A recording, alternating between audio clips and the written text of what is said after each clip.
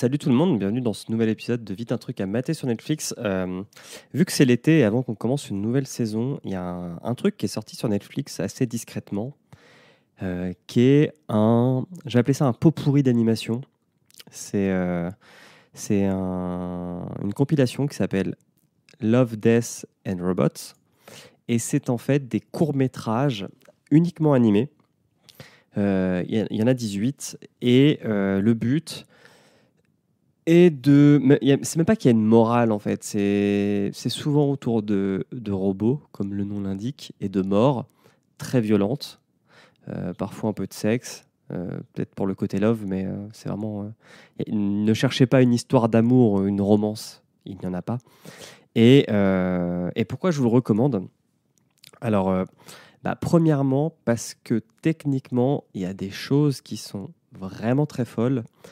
Il y a un épisode qui s'appelle Le Témoin ou The Witness et qui est fait dans une sorte d'animation qui ressemble un peu au film Spider-Man qui est sorti, donc pas Far From Home, mais je ne sais plus comment il s'appelle, le Spider-Man en animation qui est sorti, et ça ressemble vraiment à ça. C'est assez bluffant parce qu'on a l'impression que c'est du dessin mis sur des photos, enfin sur des scènes prises en photoréalisme, et en fait pas du tout, non, c'est que de l'animation. Le premier aussi, Sony's Edge, où l'avantage de Sony, alors pour le coup, qui est de la vraie 3D, mais qui est assez impressionnant aussi, et qui, je pense, est mon préféré en termes d'histoire. Alors, quand je dis que c'est assez court, c'est que ça va de peut-être 5 minutes à un quart d'heure max, quoi. Donc, ça se picore assez vite, assez bien. Perso, j'en regarde quelques-uns avant d'aller me coucher. Et la deuxième raison pour laquelle je vous le recommande, c'est que en fait, les histoires sont tellement variées qu'il y en aura forcément une qui va vous plaire et une que vous allez détester. Donc, pour l'instant, celle qui...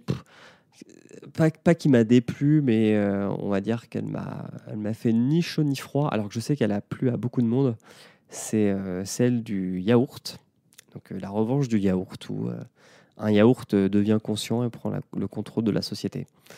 Ça, j'avoue que j'ai fait mouais devant. Mais tous les autres, vraiment, allez-y. Si je devais donner un top 3, c'est effectivement The Witness, Sony's Edge. Et puis, j'ai bien aimé Lucky 13. Ouais, Lucky 13, il est pas mal. Voilà. Vraiment, allez-y les yeux fermés. Je pense qu'en cumulé, vous en avez pour 3 heures. Et vraiment, alors, il n'y a aucun lien entre les histoires. Donc, vous pouvez y aller vraiment à votre rythme.